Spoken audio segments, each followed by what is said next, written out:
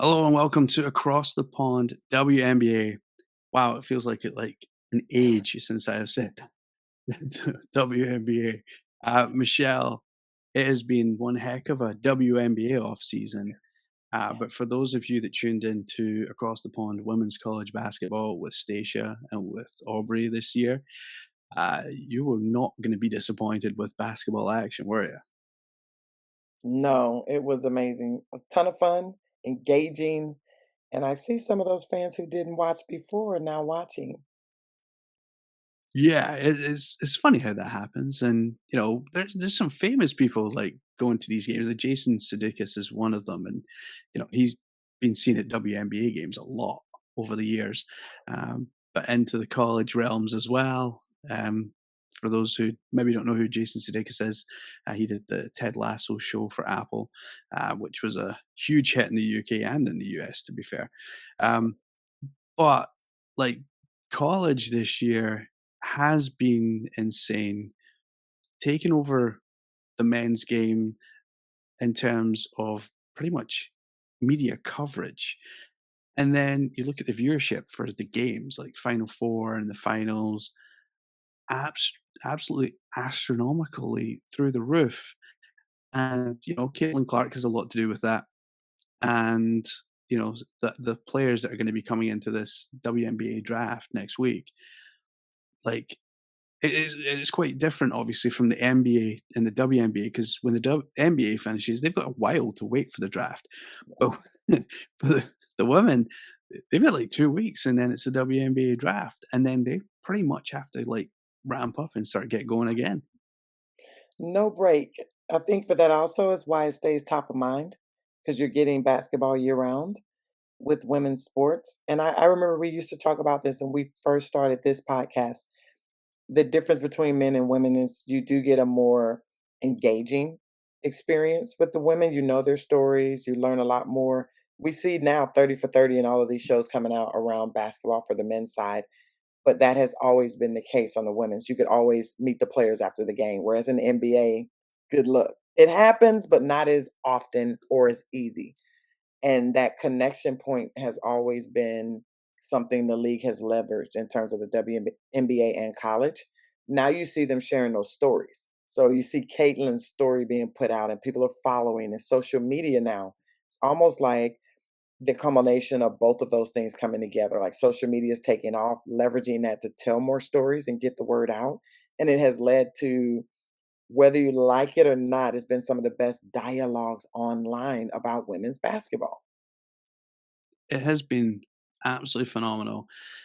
Unfortunately, in the UK, something happened back in October.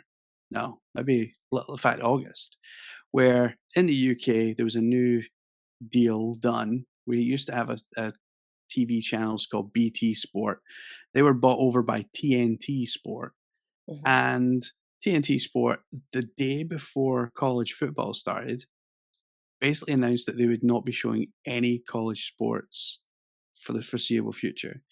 So we we just launched a college football show, and Wow. poor Gareth was like, "Where am I gonna watch it now?"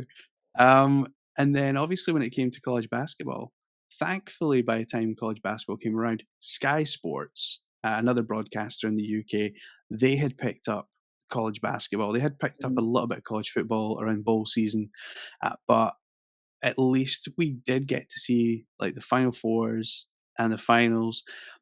Although it wasn't the best coverage because I don't think we got as much as we were used to, because we used to get a lot. And I think obviously with it being the first year on Sky Sports, and I think it was a rush deal as well. Like I don't think this was done like over Mm. time. This was like, oh, you're not showing that over here, so we'll just take it and we'll just package it like this. So hopefully next year's better, and hopefully we get a lot more women's games as well, because we did get a lot of men's games, but like even here in the UK, like no one's really talking about the men's game. Everyone was talking about like the Final Four, the finals for the women, and like the matchups that we had. But that finals game, now Dawn Staley Wow. is legendary, and you played under a pretty pretty formidable coach. Now Dawn Staley, if she was to stay in college, like, for the rest of her career, which is quite possible, and Yeah. she's kinda Yes. said as much. Like, she could end up, I mean, what was that, 39-0 season? Mhm. Like, what has that been, like, 10 years since the last time that With was done or with all of something? her with all of her upperclassmen graduating. Yeah, like a whole Let's new not let team, that off the table. That was crazy. whole new team, and you're kinda like, "How?" I mean, even Iowa, who have Caitlin Clark, Yeah. big star, broken loads of records, and it did kinda feel like every day you turned on TV, it was like, "Caitlin Clark's broke another record." Yes. But the one thing she couldn't do was win a championship against Dawn Staley's South Yeah. Carolina, and they look phenomenal. And Mhm. the game finished 87-75, and it was quite a close game, to be fair. But what I loved about this was actually the coverage. I think the coverage was so positive, which I think in years gone by, we would just be like, Yeah. they showed the final and that was it. There was nothing afterwards, nothing before. But there No. really felt like a real sense of, from broadcasters, like, we're going to cover this and we're going to cover it well because you know what? People are watching it. And was it 12 million tuned in to watch the final? Record breaking. It was unbelievable. I thought it was like 18,000,000. I think the semis actually, I think the semis, the final Oh, four okay. were 12 Because million. I was like, "Oh my goodness, these numbers are getting crazy."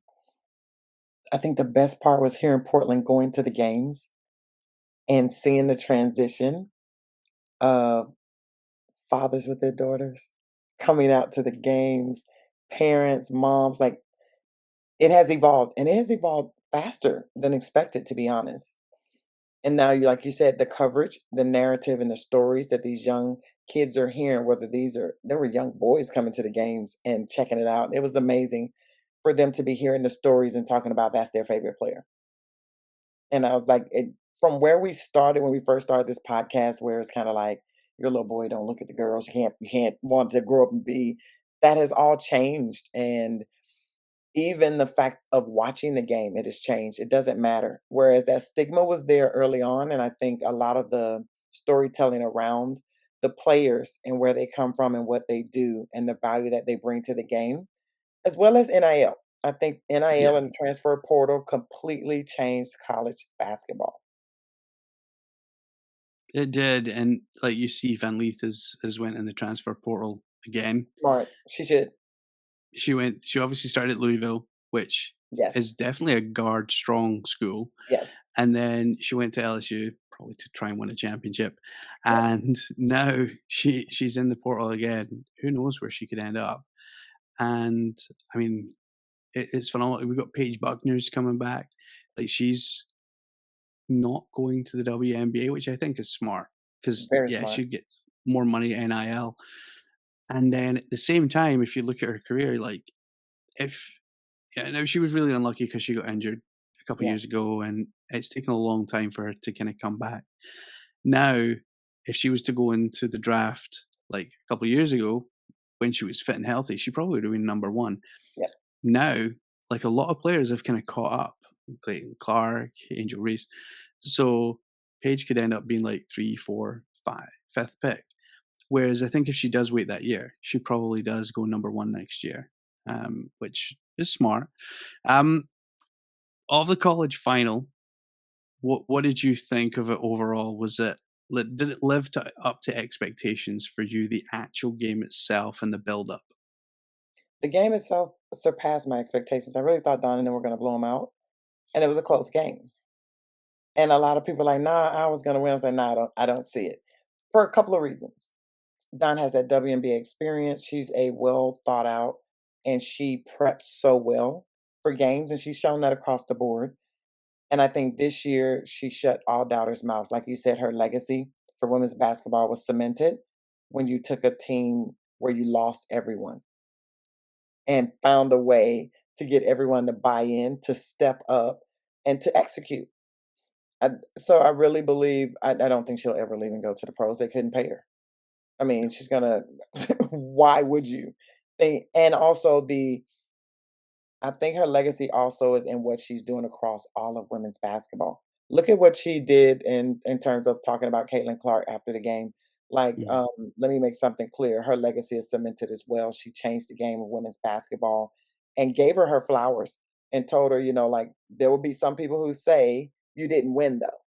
And she was like, you had 2 Final Four appearances. Don't let others bring that down or take that away from who you are and what you did for the game of basketball. And it also shows just who Dawn is as a person. I love Dawn as a person Oh man. because I see, like, she has, like, the ultimate respect for everyone in the game, Yeah. and, like, it doesn't matter whether you play for her team or you don't play for her team. It's it yeah, and I think that was one thing that struck me after the game was how many times is a championship won by a team, and then there's the coach of that team is talking about a player on the other team. Like, that just, Yeah, like, across sports, that really just doesn't happen. it doesn't. So I thought it was classy, to be fair. I thought it was Yeah. really classy, and I liked it, and I thought you're right, it gave her flowers to Caitlin, and because Caitlin is gonna come into the WNBA, and this is something that we have to talk about, like, Yes. and I blame the media for this. I do not put any fault on Caitlin for this. Mhm, It is a 100% on the media. The media in the US are building Caitlin Clark up, and the media do this a lot across mhm, sports, not just, basketball. They will build someone up. Like, when I was growing up, it was David Beckham, and they built David Beckham up, and they built him up, and they built him up, and then as soon as he put, like, 1 foot wrong, it was, "Oh, tear 'em they down, just came down with tear the 'em big down. hammer." And one of my fears for Caitlin is the media have built her up to be, like, bigger than, I was gonna I was gonna say Sue Storm, but it's Sue Bird, who played for the Storm. Mhm. Um, Bigger than Diana Taurasi, bigger than Lisa Leslie, bigger than Cheryl Swoops. Like, they have built her up, and she has not even stepped onto a WNBA floor yet. She's not even been drafted to a WNBA team, She hasn't and won. she hasn't won. Like, she's not proven. She is proven at the college level. 100%, you'd never take that away from her. Yeah, And I do think Caitlin Clark will be a huge player she will be. in I'm the 100%. WNBA Yes, without question. yes. But I kinda feel bad for her because she's gonna be coming in and the media have painted a massive target right on her back. Um, this is so twofold because I'll be honest, I don't think Iowa should have been in the finals. That call was atrocious. It was absolutely atrocious, and it was built on she has to be in the Final Four, so we're gonna make sure she's there. That to me also reveals what this is another topic and why a lot of people aren't watching the NBA or male sports is they feel like there's a lot of scripting behind the scenes and there are not a lot of marketing narratives being driven to put people in key spots because they have followings and they create dialogue and they do things. At the end of the day, all business is about money. And if you think otherwise, you are crazy. I think Caitlin is going to go to the league and be phenomenal. She's going to be a great player. I did not believe that last year. If you would have asked me a year ago, I would have said they're going to smoke her. Now I think she does have a target on her back, but I saw her and I went, she is Magic Johnson in terms of passing. I haven't seen anything that good in a while. And then she has the ability to stretch the floor with her shot. She's not athletic, not gonna be a jumper, but she has found a way to create the space that she needs to get her shot off and to give her teammates easy baskets. That is going to give her longevity in the WNBA. And if she gets on the right team, she could become a legend. But there are many factors that play into that, and sometimes we forget. You could end up in Indy or with Aaliyah Boston and turn that into something that we've never seen before. Or like there's so many opportunities and teams I've been playing with it in my head and been like, I think they're gonna want her in a big market so that they can leverage all the momentum that has been built around her. The question there is, though, how do they get her into a big market? Because Indiana has the first pick. I know. Like, I mean, then you've got the Sparks, then you've got the Sky, and then you've got the Sparks again. I mean, the Sparks have done a phenomenal job in managing to get the Mhm. first get 2 picks in the first 4. that part.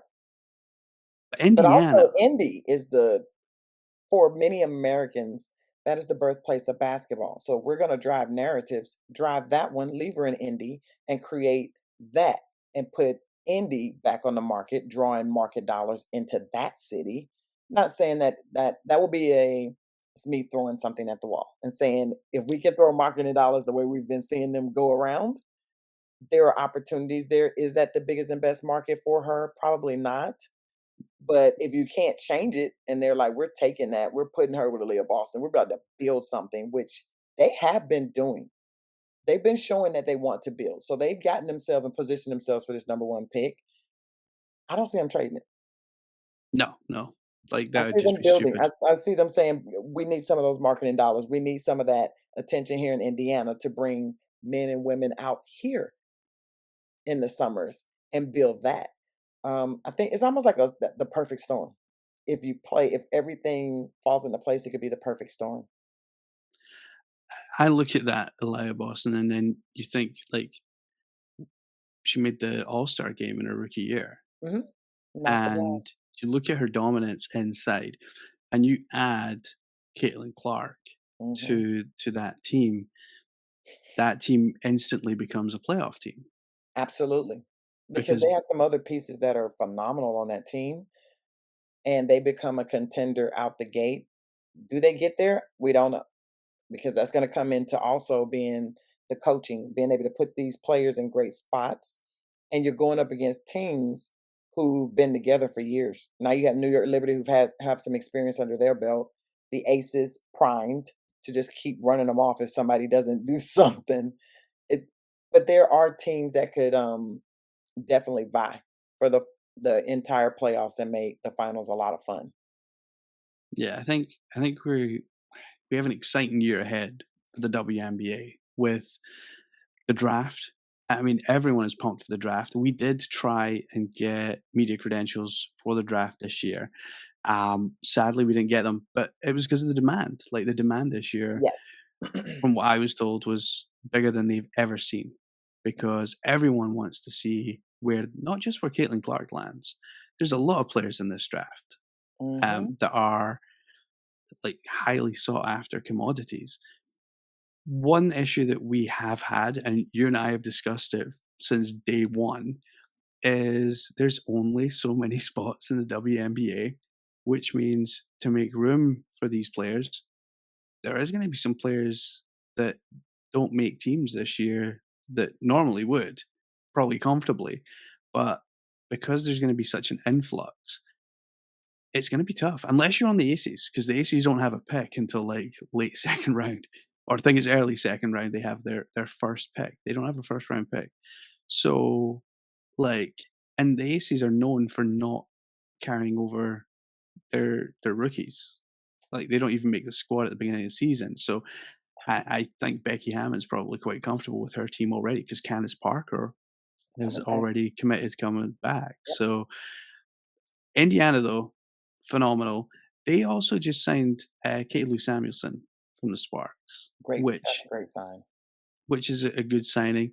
Obviously, she was out last year because she Yeah. had a baby, Mhm. and her sister played for the Sparks, Yep. but her sister is playing in London right now, and it doesn't look as though she's coming back to the WNBA at all. So it looks as though she's maybe one of those players that was always hanging around the WNBA. Last year got a real shot, but this year, because of the influx of draftees that will probably make teams, she's Mhm. probably not going to end up on a spot this year. It could be quite tough for her.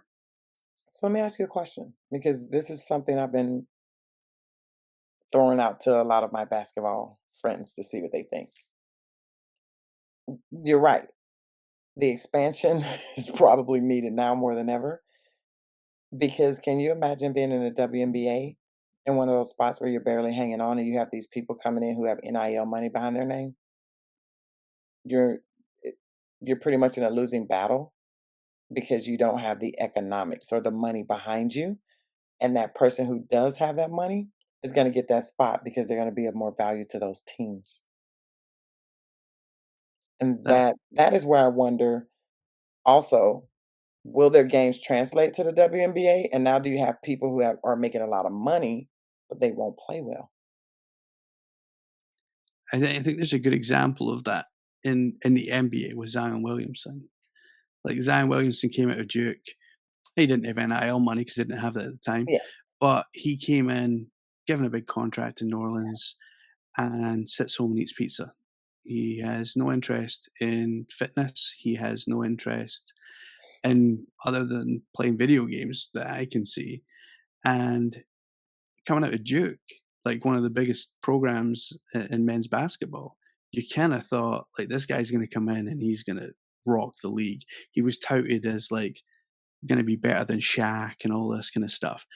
And from day one, he never really lived up to that. And a lot of that was, I don't think he loves basketball. Like, I think he likes basketball and I think he thinks he can make a decent living at it. But I don't think he loves basketball. Difference being on the women's side is because it's taken the women's game so long to grow, I think for these younger, even for these younger players, and Chantel Tremiteri talks about this all the time, Cheryl Swoops talks about it all the time, is about these young players knowing their history and knowing where the game's come from. And I think these younger players do have that appreciation. mhm, So it's not, yes, they've made some money from NIL and stuff, but I think there's more of a, like, I'm privileged to be here because absolutely. of the shoulders that I'm stepping on to get here.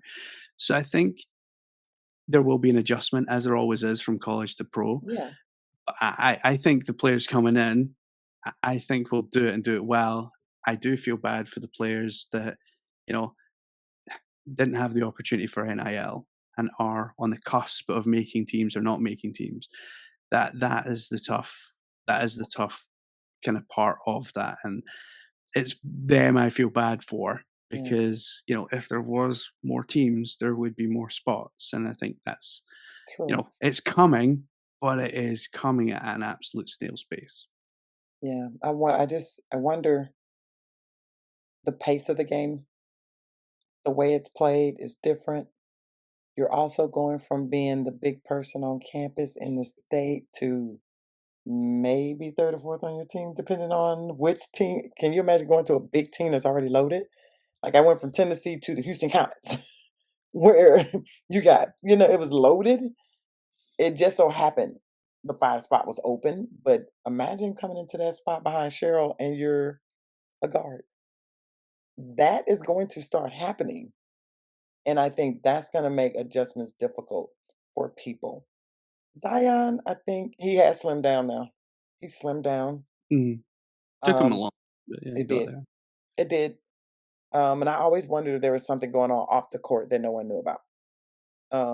Because at Duke, it seemed like it was there. That love and all those things are there. And I think he's one of those people that deals with things internally, and we'll probably hear about it 3, 4 years down the road. But it'll Yeah, be I think, interesting to see which story holds true. yeah, for sure. Because, like, coming out of Duke, he looked amazing. Like, Yes. without a shadow of a doubt, he looked brilliant. Coach K had kinda looked after him and his fitness and his health, and even Coach K back then did say, he does need to lose a few pounds because that's Yes. gonna weigh heavy on his knees. Basketball's Absolutely. an impact on your knees. So, like, even back then, Coach K was like, "You need to look after yourself." I don't know, I just don't think he's maybe had the right mentors in Possibly. New Orleans, to kind of say, like, somebody to take him under the wing, because like, you always remember Dirk. Dirk Nowitzki Yes. always used to go about, like, the players that would take him under their wing, because Yes. one, like, English at that time wasn't his first language. He didn't know what AC meant in his car, so he's driving around Dallas with no AC Oh my god. for, like, his first I think it was his whole rookie season until he gave someone a lift, and they said, "Man, why don't you have the AC on?" Um, so, there's that kinda stuff. But I think this year, especially, I think we have to look at where these players land, Yes, because it someone matters. like someone like a Caitlin Clark, she doesn't just need to land in the right team, Yeah. but she needs to land in the team that has the right people for her that are gonna help her develop. Yes. Because Yes. there is that transition from being big person on campus to Yeah. "Oh, you know what? Maybe I am second or third third in this team. I'm not used to this." And there is Yeah. an adjustment to your mentality as well. So That part. that is the part that for some players, like a Van Leaf, for example, like Yeah. I feel I feel like watching her. I love her because I think she's I love her hilarious. game. I think she's gonna be Uh, fine. she's when she comes into the WNBA next year, I think she's going to be phenomenal. I do feel like she's one of these people. Like if she went in with a hard nosed coach, I think she may struggle. Like I think that's why she's in the transfer portal. There's a whole story that goes on I at don't know LSU, with but social media though, because social media they were harsh. yeah, they were. Like, oh, you have to understand who she is and what she brings to the table, and you were expecting more, and that wasn't right. And I was also looking around like, her teammates could have helped too, because I mean, that baby needed some help, and y'all are on her team, help her. But also, she's coming from Louisville to LSU. She did get a $500,000, She to did. go there. So, I mean, she still wins in the Yeah. end. I think transferring allows her to mentally, I think she's just gonna go a tad below in LSU where I think she will thrive. I think she'll do a bit of a reset Yes, and she needs like it. kind of take a step back and I don't think people build realize herself. she's still a young lady. Yeah, Like, these players are young, and some of the things that people were saying, it I was know. atrocious and embarrassing, to be honest. Embarrassing for them. Yeah, It yeah. was yeah, it was Yeah, not not for her, it made them look classless. yeah. It was pretty ugly. Yeah, Um, let's go quickly have a look through the teams real quick. We'll start off with Atlanta. Atlanta have got the 12th, 20th, and 32nd pick. Atlanta are one of these teams that are building. they're Like on the cusp, there's they're on the momentum. cusp. And I kind of they've exercised their option on Ryan Howard, which is like just totally makes sense, Mhm, and Naz Hallman as well. Tina Charles signed a contract with them, which will be fun. They were 19 and 21 last year. yeah, This year, I think they finish with a above 50 record, like mhm, without a doubt, because I think like everything that they've done over the last 2 years has mhm, really been to build. Maybe not for this season coming up, but I think for next season, I think they'll probably have a pretty good draft. Uh, Chicago, they have draft picks 3, 8, and 13, very low.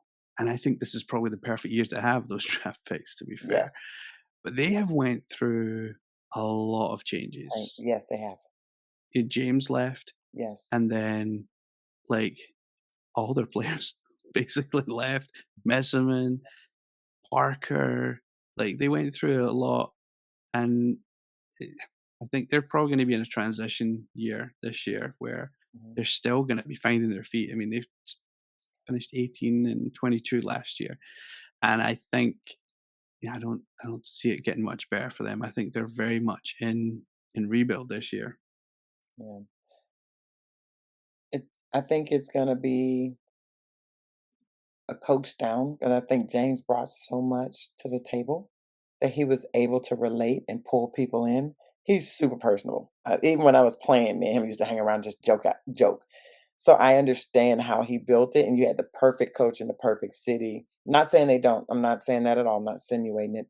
I'm just saying that they're still in that transition period, and until that buy-in happens, they're gonna continue to struggle. So they gotta get the right pieces, have a system that these players are gonna buy into that makes sense, where they can compete with a New York that's gonna shoot the lights out, or the Aces who are they're gonna bite you tooth and nail the whole game on both ends of the floor. And being able to adjust to all the different plays across the board, in the US. Yeah, And that's gonna take a it's second. it is going to take a while. They do have Shea Petty's come back. She's got a Yeah, training camp contract. Dewana Bonner and Brianna Jones both re-signed as well. yes. So I think there's some stability there, and There is. I think I think Connecticut have always had like a stable Mhm. roster. It's never been like a clear out and a bringing back in like loads of other players. So I kind of always thought that like Connecticut would be like that. They have picks 10, 19, 22, and 34. Like, Mm. a lot of late picks. Um, but we'll see what happens. And Connecticut obviously had a decent record, Yes. 27 and I was gonna say 13. they're good. Like, they were doing pretty good. And there was this thought, and I had this thought last year, that Connecticut could make the finals ahead of the Liberty. Mhm. Like, Yes. there was I that thought that that was could a have, I thought it was very plausible. and it was, I remember Stacia and Kirsten on the Across the Pond Liberty, they were like, "No, no, it can't happen," but like, in the back of their heads, they were like, "Oh, crap." Yes, it can. It could happen. Another team that I think will do very well this year is Dallas. I think Mm, Dallas, they changed their head coach last year, mhm. and suddenly that team started to turn around. And I think again, I mean, they've got picks 5, 9, and 33. I mean, that fifth round pick, or not fifth round pick, that fifth pick in the first round. I think that is highly valuable. Yeah, that ninth too. If it's the right piece, that ninth could hit. Yeah, because Sabley's amazing, and I think she needs help. Like, I think Yes, she definitely needs absolutely. help in there. So I'm looking forward to seeing what Dallas kind of come out with the draft, and then seeing how they kind of pick up. Now, number one pick, Indiana Fever. They also have the 15th and 27th. Kate Lou Samuelson, as we said earlier, has Mhm, signed for Indiana from the LA Sparks. Now, last year they had Elia Boston. They mhm, finished 13 and 27. mhm. Like, if they can get the right two picks, 1 Yeah, and 15, like we've said already, they immediately turn into a playoff team. I agree. I think, it will depend on how Boston kinda comes back from what I'm gonna call a villain season. To go from the top Yeah, to the bottom, those are growing pains, which I think she'll be fine. Don't get it twisted. I think having some of the other pieces they have will help. Eweezy, you got, like you said, Samuelson's coming in to space the floor out for her, and you turn around and get that number 1 pick, you have a balance inside outside with some nice plays on the wing as well. I think it's gonna come down to coaching at that point. Making key plays against coaches who are great at making adjustments and transitions in real time because the game is so fast. If they can pull that off, because they're still gonna be kinda young. If you look at the balance of it, you're still going against people who've been running through the league for years. So you have that transition as well. I think mental and coaching are gonna be 2 of the biggest things for Indiana, but definitely overcomeable. Like, you yeah, can overcome both of those things. yeah. I totally agree. A team that is always mentally prepared is the Las Vegas Aces. Uh, Candace Parker re-signed another year. I think there was a question mark at some point that she Yes. may or may not, depending on how her injury went. Because obviously, halfway through the season, she ended up having surgery in her foot. But Kia Stokes has also re-signed Mhm. as well. Respect. Need that extra big in there Yeah, off the respect. bench. 34 and 6 last year. Probably not. Can they improve on that? I mean, me and Sam last year were big in the first couple of weeks. Oh, we're going to go unbeaten this season. Same. Obviously, didn't happen, but but You could it always happen this year? dream. I mean, I was dreaming it too because it is possible. It is very possible, but as the league gets better and better and you're running out of spaces for players, an undefeated season, I mean, Tennessee almost took it away from, USC, Yeah, got my coach fired, but, you have a new coach though. that hurt me. But I think you're gonna see that across the league. It's gonna be very hard, but it's still something that a person like a Becky can pull off. They have to start strong. There's no nights off. Oh, oh They yeah, have to start strong. Now, and stay Ellie Spark, healthy, yeah, healthy. healthy. Oh my god, That's yes, the please biggest. stay healthy. Because it gave me a hernia towards the end of the year. Um, the Sparks, they have pick 2, 4, and 28. Mm. Wow, having picked 2 and 4 this year Yes. is like a dream come true for any team. So do they Like, trade 2 and 4 for number 1? No, no, no, no. They need pieces. They need pieces. But I do have some special news on this one. So the LA Sparks announced their coaching staff for this year, and one of their assistant coaches, who had also been a scout, I believe, at Connecticut Sun under Kurt Miller, is assistant coach this year, Neil Harrow. Neil Harrow happens to be from Scotland Hmm, and is now the assistant coach. And he's the second assistant to Kurt Miller. And I was kind of like, oh, he's Scottish. I wasn't expecting to see a Scottish. It's not someone I know, but yeah, he went to University of West of Scotland in 2010 and was inducted into their Hall of Fame. I didn't realize they had a Hall of Fame in Scotland for basketball, but hey, there you go. But he's been around, like he's been around the college scene for quite a while, and it looks like he's built himself up and is now, as I say, the assistant coach. I have a Scottish connection with the Sparks. I'm still an Aces fan, but it's nice to it's nice to have a connection. Um, so we might try and reach out to him at some point and try and see if we can get him on the show because I think that'd be quite fun. Um, to have him because then you'd have two Scottish accents to contend with. bring Because it. that's my first question. Can the players understand anything you say? Because he's probably got a thick accent as well. Lexi Brown signed for the Sparks. Mhm. I think that's an important signing. That is an True, engine. Like true. Lexi Brown is the engine of a team, and if you're bringing in young kids from college, I think Alexi Brown is the right person to help lead. Because obviously the Sparks have lost a number of players, who we'll talk about later as well, not just Katie Lou Samuelson. So, what do you think about the Sparks this year? Is this still are they still rebuilding?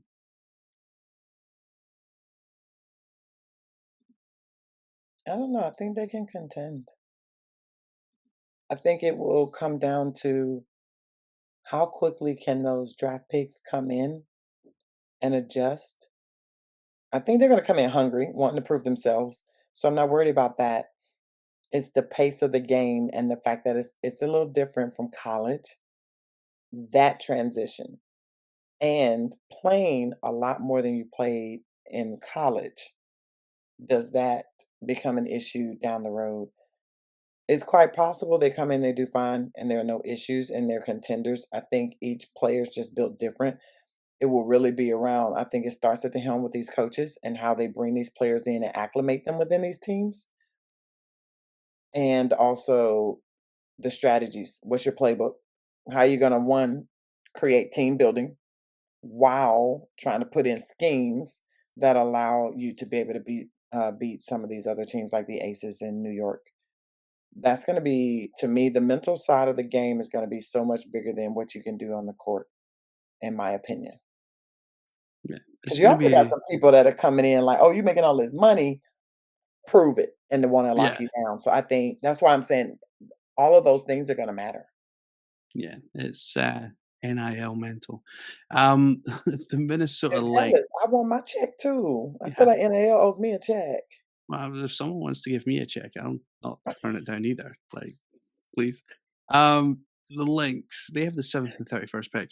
One of Mm, the training camp signings that they have is Kiana Trailer. She was with the Sky for about 5 minutes last year at the beginning of the season, mhm. played in the Canada game in Toronto, and then was released. And I was gutted because I watched that game in Canada, and if it wasn't for her, the Sky wouldn't have won that game. Mm, And then, like 3 days later, she got released. And as a fan, you yeah, sometimes don't understand these things, but I'm glad to see she is back, even if it is just with training camp contract. yeah. Hopefully, that can turn into something more. I mean, she signed that back on the February 2nd, so she's had that on the books for a Was she while. So overseas? Did she go overseas? yeah, she came overseas, she Good, came over to good. Europe. Okay. So, she did play last year, it's not as if she was kinda sent at home. That's gonna be helpful for her going into Yeah. training camp. Mhm. Yeah, oh, no, for sure. At the New York Liberty, ooh, the enemy, the enemy. Brianna Stewart signed a core contract. Janquel As she should. Jones Yeah, signed a new contract. They yeah. have the 11th, 17th, 23rd, and 35th pick. They were 32-8 last year. Can they? Can they upset the Aces this year? They came so close last year, but just not They close got him in enough. the Commissioner's Cup. Well, they got the Commissioner's Cup, but They hit him in you the know, pocket. the big one was the finals. The True, big one true, was the very true. finals. That's the money maker is the finals. So you know what? I think they got rid of Dawson. Dawson's now, I think, oh, she's in Washington, I Mhm. believe. It's a good fit. And we're going to talk about Washington in a second because they've had a massive loss. Yeah. But like, I don't know. I feel like the Liberty will and the Aces are basically going to butt heads all season long again. Mhm. Um, and again, like last season, it's going to be the other teams around them that are going to have to start knocking on the door to see if they can get in on the action. We already said the Sun did that last year. They were Yes. knocking on the door, so we'll see this year what happens. Phoenix Mercury, whew, uh, they have some terrible picks. They have the 25th and 29th pick. Like, of all the years to have the 25th and 29th pick only, this was probably not that year. Brittany Griner did sign a brand new contract with Mm, the Mercury, which I'm very happy about, very yes. happy to see. There was a lot of turmoil last year at the Mercury. If they can settle that down this year Yes. and concentrate on playing basketball, going out. I mean, some of the players will obviously be going out to the Olympics in Paris at some Yeah. point in the summer. Do They were 9-31 last year. It was really, I think for fans, It was more it was drama than really basketball. disappointing. Yeah, Yeah. there was just far too much drama. So hopefully this year they can turn it around. We'll talk about Olympics in just a second, because we've got All Star news, which I love Yeah. because we loved it a couple of years ago. Let's firstly talk about Seattle Storm. Uh, I do want to shout out Alana Coates is on a training camp contract with Seattle. She was our guest with Sam back in January on the show. Great interview. So if you haven't checked out yet, please do go and check that out. NECA. NECA is now in Seattle, but someone even bigger, maybe not in playing, maybe more in kind of baggage. And like, it's, coming from Phoenix, where you were kind of put out in the cold, Yeah. to then coming into Seattle, Yeah. where it is cold. Let's be honest, it's cold. But Skylar Diggins Smith Yeah. has, talking about someone who needs to kind of have a restart Yes. in her career. Agreed. Is Seattle the place that she can do it? Because they've made some decent signings. I think that's a great spot for her, to be honest. They have that family atmosphere. I've always loved their fan base, very supportive fans, and I think she needs that right now. And then you combine that with NECA, and I think you have something special. You got Joel Lloyd and some of the other players and pieces that are there. It could be one of those teams to me that last year was knocking on the door, and this year could do the same. Yeah, it's we'll see. Wait and see what happened. Now, something that flew under the radar in Washington for me. Now, I didn't see that Dawson had signed for Washington, but one thing that flew under my radar that I've just realized is that Carly Samuelson has actually signed for the Mystics as well. Oh, But someone who will not be back in the Mystics jersey this year, taking a year out, is Elena Deladon. mhm. How big of an impact is that on the Mystics? I think and she's such a special big part of that team. There's going to be an impact, but I also love the way Coach Tebow builds that team, the way he functions, is he's been building somebody up because we know she's also dealing with, some stuff off the court. So he's always known that and been building pieces in the background. The question will be, how does that come to life? And they're not going to fill her shoes. So everyone's going to have to step up to kind of fill the shoes, but can they do that as a collective? That I'm a huge Deladon fan. Like, one of the very first players that I kind of properly kind of hooked onto was Elena Deladon, more because of her personal story Yeah. than anything else. And so I really kind of rooted for her. and then they won the championship, and then, there was the COVID and everything else kinda happened, Yeah. and yeah, I'm gonna kinda miss her this year. But I hope, you know, everything off the court kinda can over this next year can settle down. She can also get her fitness back because I think that's Yeah. something that because of all the injuries and stuff, especially like to her back and stuff, I think I hope that like this time away can help that kind of heal and, you Yes. know, not be an issue moving forward. So, this could be a good year in terms of kind of just taking a step back. And sometimes we need that, like even mentally, like if we've got a lot going on in our lives. I do hope that she does come back though. Like I do want to see her back. Same. Because I think we've seen Maya Moore take a step back Mm. and then never come back, and then they're going to retire her jersey this year As in they should. Minnesota. I would love to Uh, see more. I hope that's a big deal and there's a lot done around mm. that because that's a name that is known around all of the players who are in the league now. We're looking up to Maya Moore. And hopefully she gets the marketing, her story gets out there, and all the stuff that she's done comes back to the light. And she's retired in the biggest way possible. Like with Yeah. all the narratives and storytelling around women's basketball, I hope some of that carries over to her. Well, she has a 30 for 30 already as well. She does. She does. So I mean that's always good. It Um, is. Brittany, brought out her book, Yes. at the beginning of this year. I have it. I haven't had a chance to read it yet, but, I'm looking forward to kinda getting to settle down with that. But we do have some all-star news. Now, a couple of years ago, in an Olympic year, the WNBA decided to have the Team USA taking on Team WNBA, and Team WNBA won and handed the US their only loss, for that year, and yeah, we had Courtney Williams on the show, I think just before that happened, and Courtney was like, "Yeah, I'm gonna go in there and, we're gonna knock him down." And they did, and it was phenomenal, and, like, I am so glad they're bringing this back this year because we just watched an All-Star game or an All-Star weekend for the NBA, and I'm really sorry, but the only exciting thing in that Mm, All-Star weekend was Steph versus Sabrina. Like, for me, true. the rest wasn't that great. Um, the game certainly wasn't great. Don't get me wrong, I loved watching Dame Lillard, in the three-point contest as well. But what did you think about Steph versus Sabrina? And do we next year at the NBA All-Star weekend, do we see a mixed WNBA, NBA three-point shootout? I think we're there. I think we're at a place and a time where we can do that.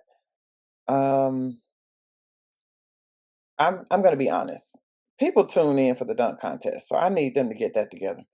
Even if we bring people off the streets to go against the NBA players, we gotta mix this up. Come on now. I think that's Yeah. where social media could create such a storm around the players who don't want to be in the dunk contest because they've been in the league too long.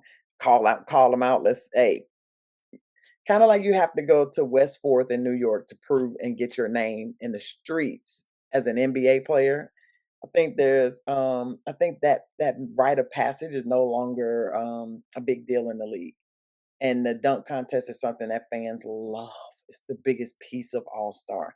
How do we bring that back in a way um, where we leverage all this social media? And we're talking about how the game isn't where it needs to be, or college, the men's college. Okay, leverage what's working, and let's see some narratives and stories around that. And I think you have a great All-Star game that comes back. And then also we got to play in the All-Star game because 200 points. Mhm. Okay, okay. Yeah. I just No, muted no the fun. TV. I No muted the fun. TV. I was only watching All-Star to look at the shoes. But having for the WNBA, having Team USA against Team WNBA again this year, like, how awesome is that gonna be given, Caitlin Clark is gonna be playing for Team USA. Like, that's already been announced. Like, I mean, that team is obviously stacked for USA, but it was last time. And last time, the Team WNBA rolled up their sleeves, and came out and won. it was tough, but it was such a competitive game. Like, how important is it, especially for marketing for the WNBA? How important is it that we don't just have one of these drab, no defense type We've never All had Star one. weekends? Don't jinx us. We don't do that. Sorry. Sorry. But we can't have 200 points. I mean, that's just We won't. That's not gonna happen. Not where the league is and the players that are gonna be on that team. That's not gonna happen. There's but gonna is be some this is defense this played. is this where, like, the WNBA need to get the pocketbook out and sign some checks and bring in some more marketing for this All-Star game? Because I think, and we've talked about it before, It's gonna that happen.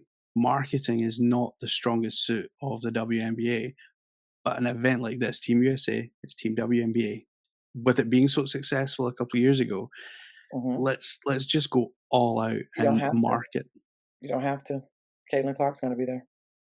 Caitlin Clark. You don't Caitlin have to. Clark is the To be answer for everything. honest, she's gonna bring the marketing. Now it's in term of the play and the things that go down on the court, where some of those other people will leverage that and gain fans. But I don't think they need to spend on marketing when you have the biggest name that's gonna be there on Team USA. On Team USA, Yeah. yeah. No, it'll be fun. Um, the Olympics are in Paris this year, which means you're gonna have to stay up. No, in fact, you won't have to stay up at all, Mm-mm, I'm trying to because get my job to make sure I'm there. you try. I'll just fly down to Paris as well, like, it's only, like, an hour and a half on a plane from here. But, yeah, I mean, this Olympics, I mean, we joked last time the Olympics were, around, and we said that, USA only goes out to do one thing, and That's that's bring right. home the gold. But we've seen in, like, women's soccer, Mhm. that wasn't so easy to do last year, Yeah. because other teams, other countries have kind of grown and got better. We didn't see that. Maybe seen it to a certain extent in the last Yes. Olympics, but I don't think massively. But for this Olympics, there are better, not better teams, but there are teams that have improved massively, because a lot of these players are coming to college in the States now. So they are playing against players like a Caitlin Clark, like a whole bunch of players that just are going to come into the WNBA. Like, they've played against them. Mhm. So don't get me wrong, these players might not make the WNBA, might end up in Europe playing or wherever. Mhm. So is this going to be a more competitive Olympics, but still the USA come out and win the gold?